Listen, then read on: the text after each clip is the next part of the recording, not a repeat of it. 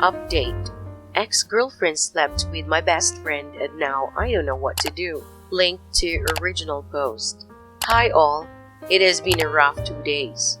First of all, I'd like to thank each and every one of you that offered me advice, reached out to me and made sure I was okay. Even if some advice was more constructive than other, it meant a lot to me that people were chiming in to help me make the right decision here. I probably talked to around 20 people that are close to me about this. They have all given me a lot of advice too. I'd like to mention that I'm okay. I've gotten messages from people genuinely concerned about my physical health. Do not worry about me.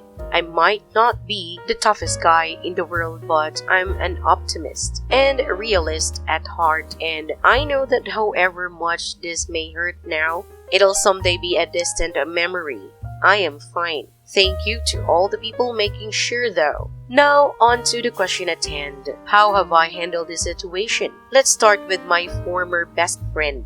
I realized after reading all the advice in my original post that I want to forgive my friend was dumb and unreasonable.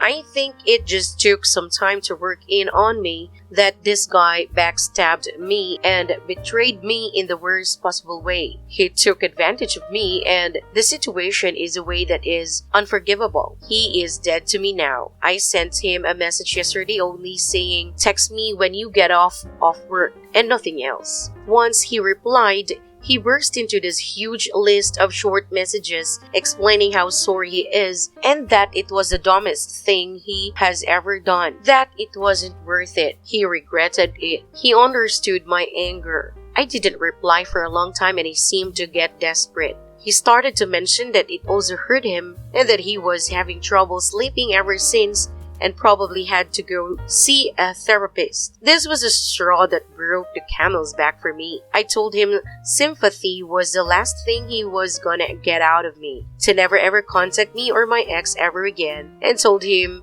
to go fuck himself. I said he is a snake and I don't want people like him in my life. I think he got the message. Now for my ex, this is more complicated. I know a lot of you have told me to ditch them both and never look back. A lot of you also said that he was unredeemable, but she still deserved a second chance since she was honest to me. I'm about to sound like I disregard a lot of you guys' advice, but please bear with me and let me explain my reasons. I'm gonna give her another chance, but I'm gonna be very clear to her. I'm gonna tell her that what she did really broke my trust in her. Yet even after all that happened, I still love her and I still want to be with her. I don't ever want to feel unsafe and unsure in our relationship. If she can promise to me that she will get back with me and give it 100% of her dedication, only then I want to give it one more shot. I want her to actually work on herself and do what she told me she was gonna do when we originally broke up. I need her to snap out of this weird pubescent hoe face and get serious. If we ever get in a situation where drama happens, she lies to me or shows me she's not willing to give the relationship her all, then I'm out. Forever. I want this to work out so bad, but if she blows this chance, it's over. I know this is not what you guys want or expect me to do, but you have to understand that you can't understand the full nuance of someone's situation based on a short text post. She's a good girl at heart. I know a lot of you will disagree with what I'm going to do regarding her. Let me just try and explain that I've known her for so long and I know there is a good girl in there. I think she genuinely is just really confused. I know I'm not supposed to be the one to get her out of this weird phase, but I really want to be. I've shared the best 6 years of my life with her. I really love her. The fact that she was honest with me about this whole thing also shows me that she genuinely cares about me too. Lots of you told me I'm too young to get hung up on the first girl I get with, and while I get that sentiment, I kind of see it the other way around. Let's say I get together with her for 4 more years. I'll still only be 25. That's still so young, more than enough time. I hope you understand my view here. I haven't talked to her yet. We're probably going to meet up either tomorrow or sometime this week. Since the subreddit doesn't allow more than one update, I'll be editing this post to inform you all of how it ended. I think I mentioned everything important now. If you have any more concerns or questions, please do message me. Once again, I'd like to thank you all for the advice. though some of it was harshly worded. That did help me snap out of my rose-tinted glasses for the most past, especially regarding my former best friend. Have a good one, you all. Next story. My mother-in-law, 60, is upset with me, I am 27, female, for telling my partner's children, 10 and 12 male, about my infertility. I don't know if what I did was inappropriate, so any perspectives are welcome. English is not my native language, so I apologize for any mistakes or miscommunications. Bit of a background. My partner, 31,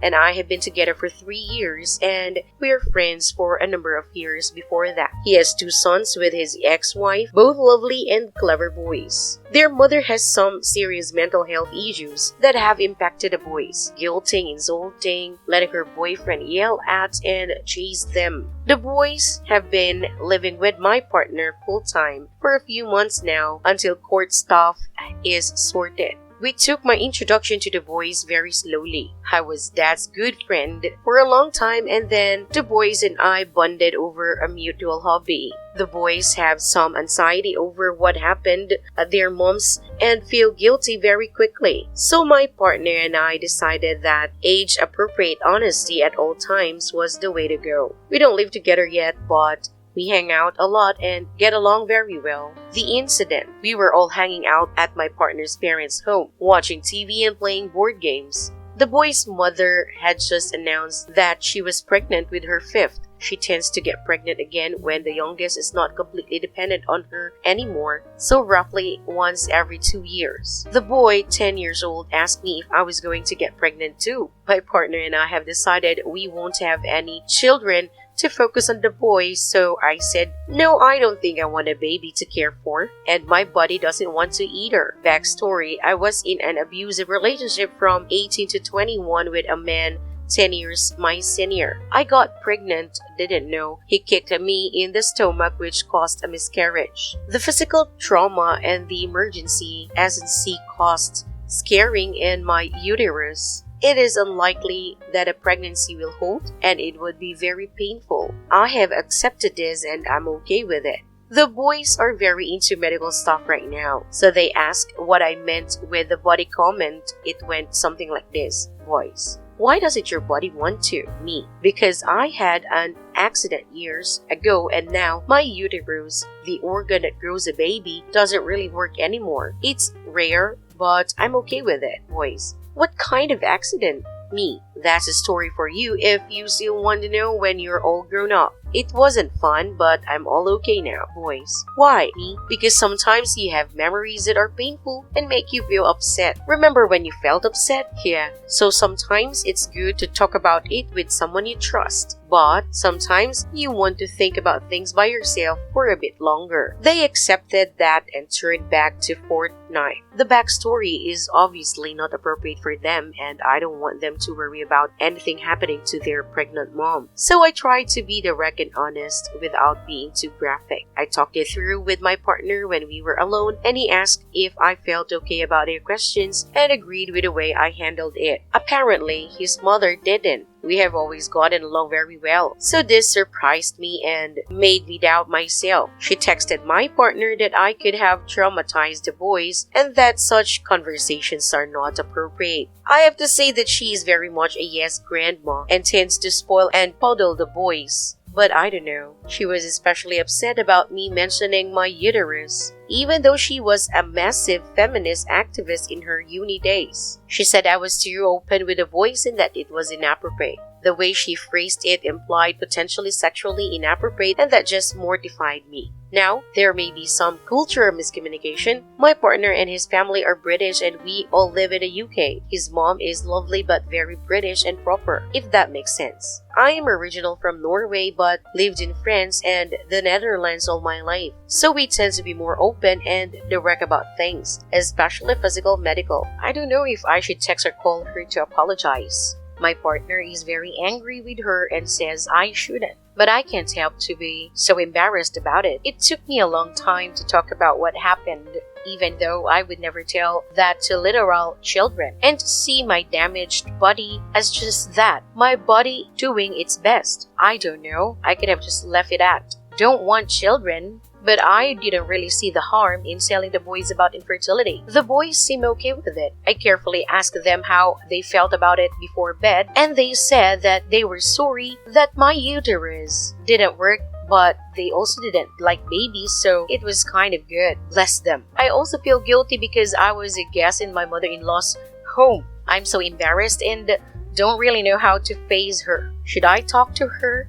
What should I do next time I see her? She is usually wonderful and has welcomed me with open arms. So this is so out of the ordinary. Too long didn't read. My partner's sons asked me if I was going to have babies. I said probably not because of an accident. My mother-in-law is upset and says it was inappropriate. What to do? Now for the top comments. Here's a comment from Cotton Candy Mandy. You didn't do anything wrong. Here's a comment from Salty Porpoise. Your mother-in-law needs to work through her misplaced and misguided reservations about that conversation. You didn't say or do anything wrong. Based on your recollection, it sounds like you handled it very well. Let your significant other handle his mother. Here's a comment from Virtual Detective 375. I don't know if what I did was inappropriate, so any perspectives are welcome. You didn't do anything wrong.